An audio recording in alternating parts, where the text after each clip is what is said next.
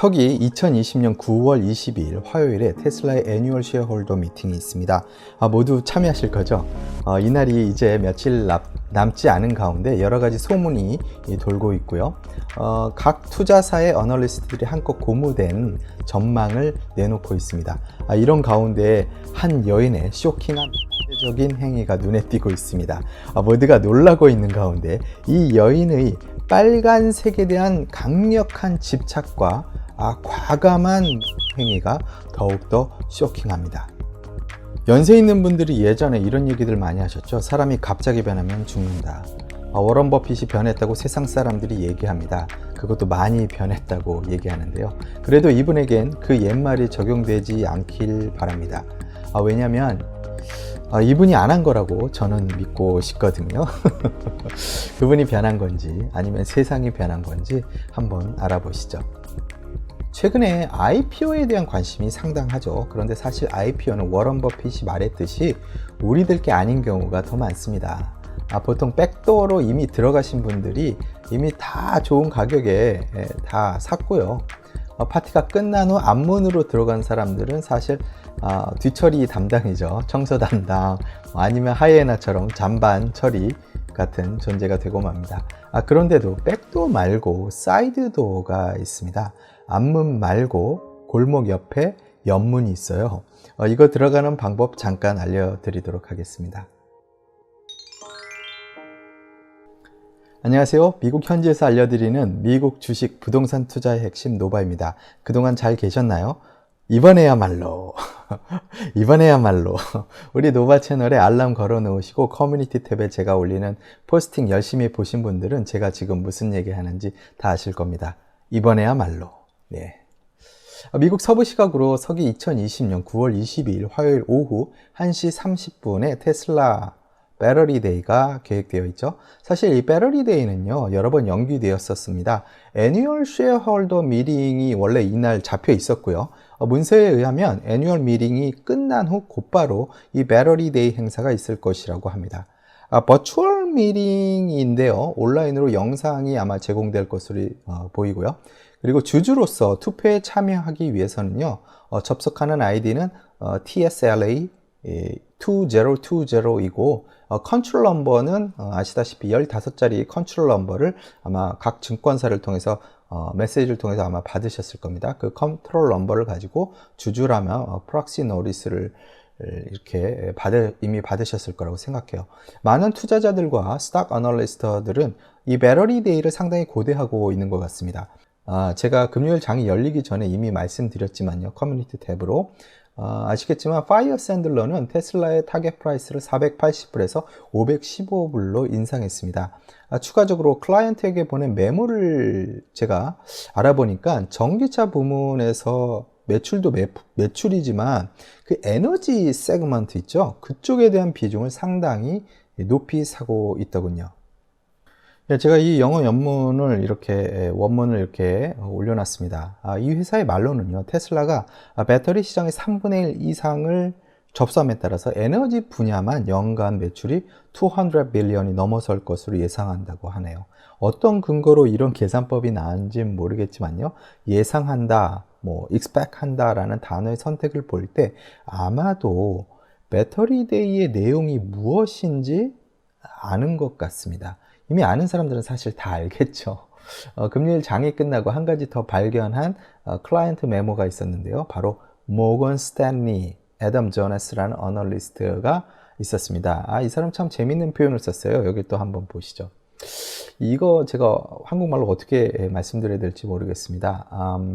우리는 이 이벤트가 테슬라와 배터리 마켓의 정의를 바꿀 거라 기대한다 정도가 될 것 같네요. 그가 기대하는 바는 테슬라가 그 배터리 성능뿐만 아니라 재고와 생산의 어떤 효율성을 부여할 정보들이 나올 것이라고 예상하고 있습니다.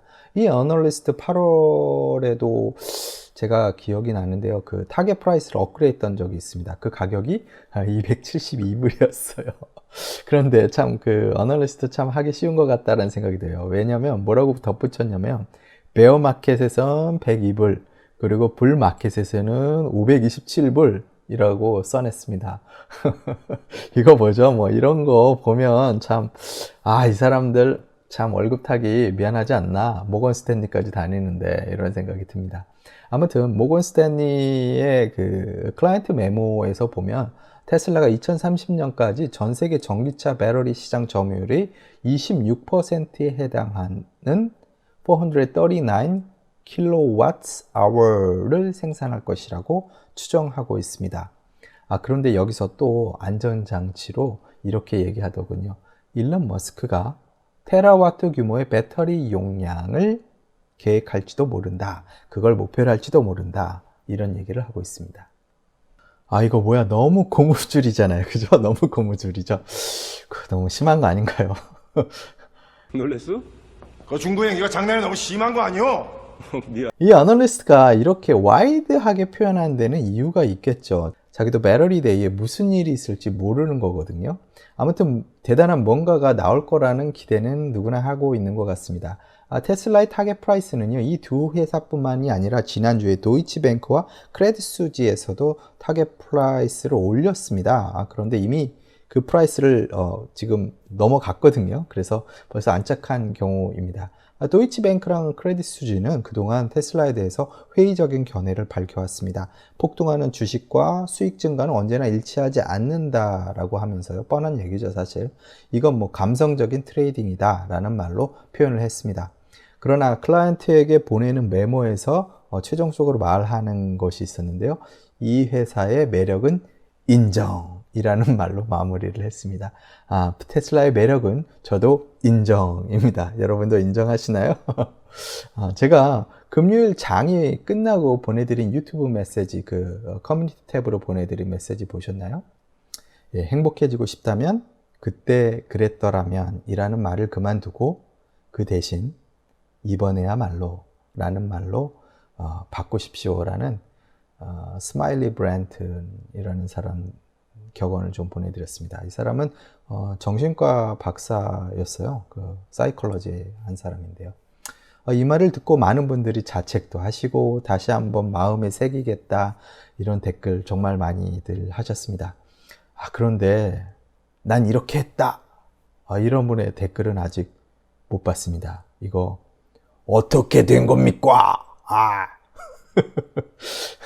이 말대로 하신 대단한 언니가 있어서 제가 소개해 드릴까 해요. 이번에야말로 하신 분 있습니다. 이 언니 제가 소개해 드릴까요? 아크 인베스트의 캐시 우드 CEO입니다. 나 이 언니 마음에 안 들어. 기가 막히고 코가 막힙니다. 정말 그렇습니다. 왜 기가 막히고 코가 막히고 배신감이 드는지 설명드리죠. 배반형이야, 배반형. 배신, 배반형. 무슨 말인지 알겠어? 잘 아실 거예요. 아크 인베스트에서 테슬라 지분을 상당히 많이 가지고 있죠. 그리고 이 회사의 ETF에 정말 예전부터 테슬라가 있었고 매번 미디어에 나와서 테슬라 펌핑을 해주신 분입니다. 뭐 7,000불까지 본다. 그러니까 지금 액면 분할했으니까 한 1,400불까지 보는 거죠. 이런 분입니다, 이분이. 그런데 이분이 정확히 말하면 이 회사에서 지난 3월인가요? 3월에 테슬라를 17% 이상 매도를 했습니다. 매번 테슬라 주식이 7,000불까지 갈 것이라고 공언한 투자사에서 테슬라 주식을 대량 매도한 것을 보고 사람들의 불신이 커졌더랬습니다. 아크 인베스트먼의 수장으로서 캐시 우드는 CNBC와의 인터뷰를 한 적이 있었는데요. 그때 분위기는 아크 인베스트먼의 투자 전략에 대해 문의하는 것이었지만 때가 때인지라 캐시 우드는 인터뷰어가 질문하기도 전에 선수를 치듯 말합니다. Yeah, just one last point. Go We ahead. get a lot of questions about how can you be so positive on Tesla and be selling it? Well, I sold it just in the way I described, but it never lost the number one position in our funds. If we had not taken profits in its ride up from 178 to 900 or nearly 1,000, it would have been nearly 20, maybe over 20% of the fund. That would not be wise portfolio management. We like to control our position sizes as I described. Yeah, that's a good point. 네, 전에도 제가 말씀드린 적이 있는 것 같은데요. 필수 주식인가요? 그 영상에서 제가 말씀드렸죠. 테슬라는요, 변덕스러운 학생입니다. 캐시 우드가 말한 것처럼 그 패런이 자기네가 사고, 파는 일을 할 수 있는 좋은 기회였고, 이런 행동은 현명한 포트폴리오 관리라고 생각한다라고 말하고 있습니다. 그런데요, 이제 이 캐시 언니가 이번에야말로 실천하신 분이에요. 이 말을 실천하신 분이라는 걸 이번에 확실히 알 수 있었습니다. 최근 테슬라가 최저점을 찍은 날이 언제죠? 모든 나스닥에 있는 그 기술주 메가캡들이 싱크대에서 물 빠지듯이 내려간 날 말입니다. 바로 2020년 9월 8일 월요일이었습니다. 모두가 공포에 질린 날이었죠. 3일 연장으로 쭉쭉쭉 빠지면서 모두가 공포에 떤 그날 테슬라가 최저점이 329불 88전이었습니다. 이 그래프를 한번 보세요. 여기 이 긴 빨간 막대 보이시죠? 대단합니다. 대단해. 하루 종일 368불 74에서 329불 88까지 길게 빠지면서 빨간 날을 기록했습니다. 무려 23.32%가 빠진 거죠. 거래 물량은요, 무려 115 밀리언 정도의 거래 물량이 있었습니다. 엄청나게 사람들이 던진 거죠. 그리고 그걸 또 주워 가진 사람들이 있습니다. 하루에 보통 보니까요, 테슬라 같은 경우 77 밀리언 정도의 주식 수가 거래되고 있었는데, 이 날은 정말 물량이 많이 쏟아진 날이죠. 제가 아크 인베스먼의 그 트레이딩 데스크로부터 매일 이메일을 받고 있습니다. 오늘은 어떤 주식들을 자기네가 내다 팔았고, 또 오늘은 뭘 샀다라는 내용의 이메일을 받고 있죠. 그래서 아크 인베스먼에서 운영 중인 ETF를 이 사람들이 관리를 잘하고 있는지 보고 시장의 트렌드에 대한 힌트도 얻고 있습니다. 보통 장이 끝나고 동부 시각으로 오후 6시 정도면 이메일이 도착하거든요. 그래서 참 매일 누군지 참 고생이 많다 이렇게 생각하고 있었는데요. 고맙게 생각하고 있었습니다. 그런데 9월 8일 월요일은요, 이상하게 메일이 늦게 오더군요. 그래서 이게 메일 서버 문제인가 이런 생각도 들긴 했습니다만, 아무튼 그 이메일이 온 내용을 여러분에게 보여드리겠습니다. 잘 보세요. 보이세요? 뭐가 보이시나요? 이 아크 인베스트먼트가 9월 8일 날 했던 걸 볼 수 있습니다. 보세요. 정말 화가 납니다. 화가 나. 너무 잘났어요, 이 언니. 너무 싫어. 근데 너무 좋아. 딱 내 스타일이야. 아주 잘났어요. 그냥 아주 혼자 잘난 것 같아요. 9월 8일 월요일, 그날 최저점인 날, 모두가 무서워서 던져버린 날, 아무도 테슬라를 안 사려고 했던 그날, 테슬라가 호환마마처럼 느껴진 그날입니다. 그 빨간 날, 무려 테슬라를 90 밀리언 달러를 매수합니다. 무려 90 밀리언. 을 다시 담아요. 장바구니에. 이 캐시 언니 정말 행복하겠다잉. 맨날 이번에야말로 이러면서 살고 있는 분인 것 같습니다. 그리고 이 말을 한 인터뷰가 생각나서 보여드리고 있습니다. I was happy to see it get slapped. 와, 웬열. 완전 변태 같지 않아요? 한국말로 굳이 번역하자면 이거 어떻게 해야 감이 오나. 난 행복했어요. 걔가 따귀를 맞을 때. 오 마이 굿네스. 좀 밥맛이에요. 그죠? 이 언니 좀 내 스타일입니다. 밥맛 없는데 찐으로 멋있습니다. 그러면서 더하길 We wait for those sort of days where there is outright fear. If we think the stock has dropped enough, we will move in. And we did. 와, 우린요, 확실한 두려움이 있는 날들을 기다립니다. 주가가 충분히 떨어졌다면 우리는 진입할 겁니다. 그리고 우리는 그렇게 했죠. 멋있지 않습니까? 어떻게 이렇게 하죠? 담고 싶습니다. 정말 이 용기, 이 기백, 이 장군감이에요. 이 아줌마 진짜. 이 두려움이 있는 날들이었습니다. 테슬라 입장에서는 S&P에 들어가지 못했고요. 그리고 니콜라가 제너럴 모터스죠. 제너럴 모터스 GM이랑 같이 파트너십 한 거를 이렇게 퍼뜨린 날이기도 했습니다. 그래서 상당히 분위기가 안 좋았죠. 아크 인베스트먼은요, 이때가 사실 대량 주문을 순식간에 넣을 수 있는 기회였던 거죠, 사실. 이 날로 인해서 테슬라 비중이 9.09%에서요, 10.7%로 급격하게 늘어나게 됩니다.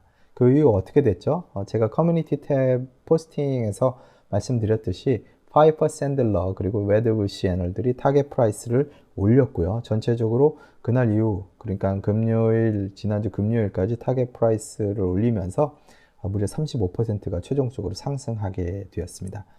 캐시우드 이언니는 완전 선수입니다. 선수, 그죠? 벌써 이번에 들어와서 ARKK랑 ARKW가 각각 78% 이상 수익을 올렸습니다. 캐시 언니가 우리 들으라고 한 얘기가 있던데 한번 들어보실래요?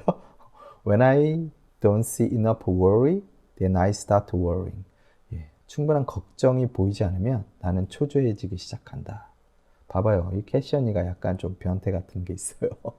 무슨 말일까요? 덧붙이는 말 들어보실래요? 잘 아실 거라 생각되는데요. 이 마음이 I'm happy now that more people are worrying about more things.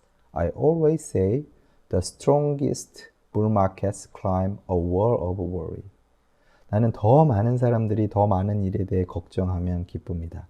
나는 늘 강한 불마켓이 걱정의 벽을 타고 오른다고 상상합니다. 그렇게 말한다고 하는 거죠. 자, 이 캐시 언니에게 정말 우리가 배워야 될 게 한두 개가 아닙니다. 다음으로 우리가 배워야 할 놀랄만한 인물이 한 분 더 있으시죠? 바로 워런 버핏 할아버지입니다. 이분은 예전에 이런 말씀을 하셨습니다. 예. 보시면요. 영문 여기 보이실 거예요. 그죠? 예. IPO는 이미 협상된 거래다. 판매자는 언제 상장할지만 선택할 뿐 그 시기는 당신에게 유리하지 않다. 이런 말씀입니다. 워런 버핏 할아버지의 조언 잘 들으셨나요? 이번에 스노우플레이크에서 볼 수 있었죠. 이미 상장 전에 여러 번 주가를 계속 이렇게 바꿨어요. 그죠? 처음에는 뭐 70불 얘기 나왔다 80불, 85불, 그리고 100불 얘기가 나오더니만 뭐 110불이 될 거다. 그리고 당일날 돼서야 120불에 나올 것 같다라는 소문이 나왔습니다. 버크셔 해서웨이는요, 1956년 포드 자동차 아시죠? 포드 이후 한 번도 IPO에 투자한 적이 없었습니다. 그래서 스노우플레이크에 대한 투자는 비상한 관심을 불러일으켰죠. 그리고 지금쯤 워런 버핏과 그의 회사의 포트폴리오 매니저는 매우 만족해하고 있을 겁니다. 그죠? 미국 시각으로 수요일 점심 이후에 거래되기 시작한 후로 매수가 급격히 증가함에 따라서 원래 IPO 가격인 120불에 2배가 되어 최종적으로 240불 정도에 마무리되는 종가를 보였습니다. 원래 버크셔 지분은요, 610만 주 정도로 추정된다고 합니다. 610만 주. 마켓 프라이스로 보면 735밀리언, 735밀리언이죠. 근데 이게 뻥튀기가 되면서 갑자기 1.47 빌리언이 됩니다. 1.47 빌리언. 와, 대단하죠. 더 재밌는 건 뭔지 아세요? 이런 계약들은요, 실제로 그만큼의 돈이 왔다 갔다 하지 않고 서류상으로 지급한 돈인 경우가 많습니다. 서류상으로 지급한 돈이요. 외상인 경우가 많다는 거죠. 이게 무슨 소리냐고요? 옛날에 그 연예인들 결혼할 때 결혼식은 하는데 서류상 결혼은 안 된 경우 참 많잖아요. 그죠? 잘못되면 쉽게 헤어질 거라고 생각하는 거죠. 그죠? 쉽게 헤어지려고. 그런 거 아시죠? 이 세계에도 사실 그런 게 있는 겁니다. 아무튼 잘 됐으니까 양쪽 다 계약 이행은 잘 할 거라고 보고요. 공은 이제 스노우플레이크가 클라우드 시장에서 얼마나 시장을 잠식해서 승자가 되느냐, 이게 앞으로는 더 중요할 겁니다. 많은 투자자들이 이번 딜로 인해서 워런 버핏에게 혐오감을 표현하고 있습니다. 그런데 사실 90세가 넘은 노인이잖아요. 이 할아버지가 클라우드 이런 거 알까요? 저는 그렇게 생각하지 않습니다. 이분은 코카콜라, 크래프트 하인즈의 케첩이나 마요네즈는 잘 알아도 컴퓨터니 인터넷이니 클라우드니 이런 건 잘 모를 거라고 생각합니다. 그러니까 그 제일 친한 친구 있잖아요. 빌 게이츠 같은 그 사람 마이크로소프트에도 투자를 한 번 안 했지 않습니까? 얼굴 마담 역할을 이렇게 이분은 하신다, 이렇게 생각하시면 될 것 같아요. 이분은 레전드입니다. 리가시죠. 이름값 하셔야죠. 그럼 이 딜은 누가 했느냐? 바로 이 작품은요, 포트폴리오 매니저 두 사람이 있습니다.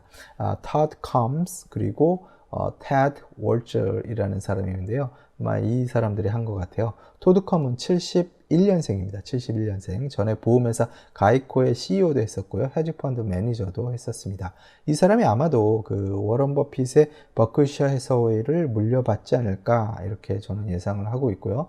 그리고 테드 웰철도 뭐 강력한 후보죠, 사실. 62년생으로 역시 헤지펀드 매니저였고 지금은 버크셔의 인베스트 매니저를 맡고 있습니다. 버크셔 해서웨이의 이번 딜은요, 이 회사의 가장 큰 변화 중 하나입니다. 우린 여기서 또 배울 수 있죠. 버크셔마저 기술주에 투자하기 시작했다라는 시그널입니다. 맨날 100년 된 회사들, 웰스파고나 크래프트 하인즈나 코카콜라 아니면 뭐 항공사 이런 19세기나 20세기의 유물들에서 이제는 탈출하고 싶다라는 걸 우리가 볼 수 있는 신호죠. 버크셔 해서웨이는요, 지난번 영상, 그 워런 버핏과 관련된 영상에서도 충분히 제가 설명드렸듯이요, 현금을 지금 엄청 가지고 있습니다. 이분도 이번에야말로 하면서 엄청난 양의 캐시를 장전하고 있는 거죠.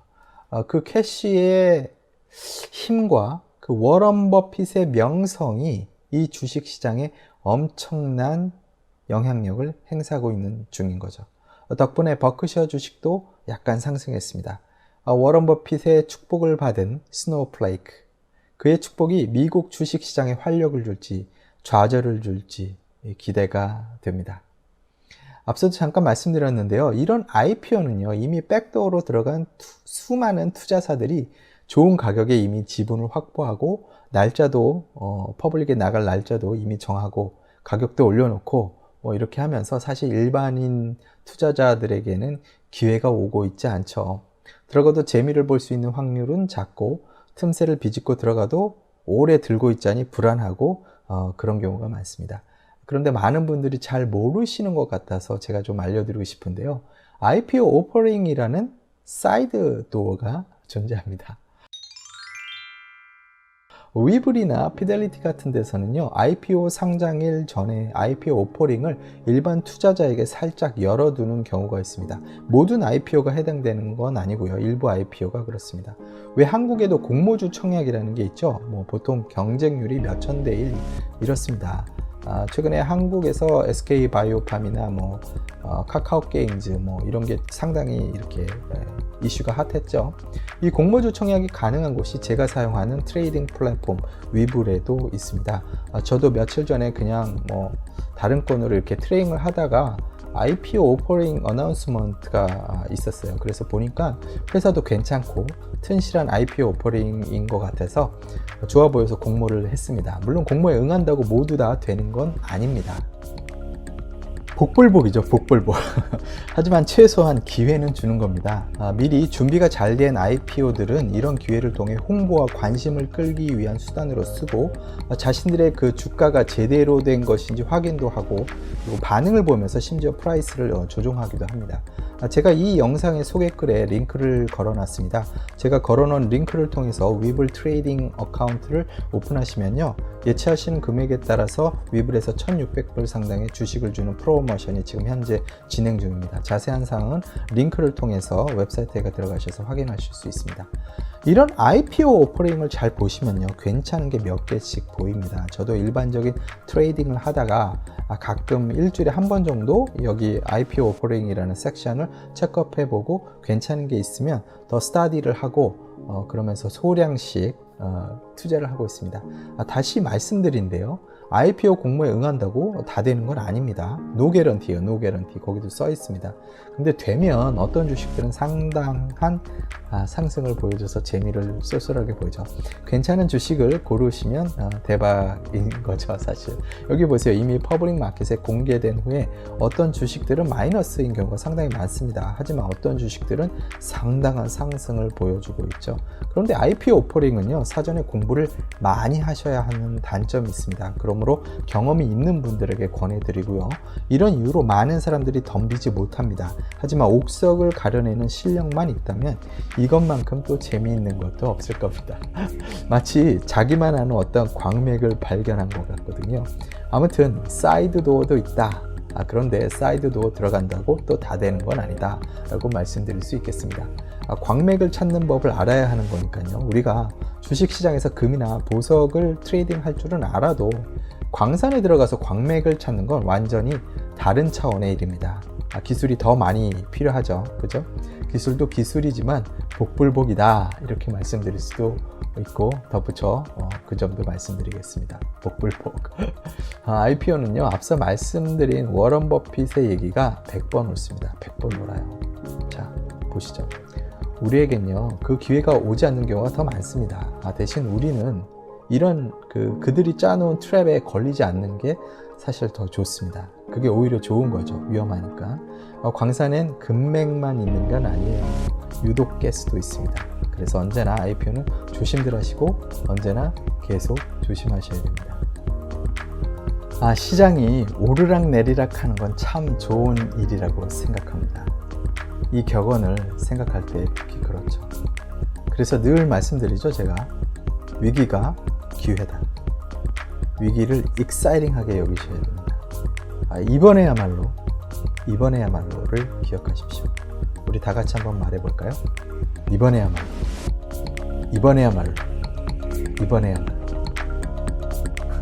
지금까지 미국 현지에서 알려드리는 미국 주식 부동산의 핵심 노바였습니다.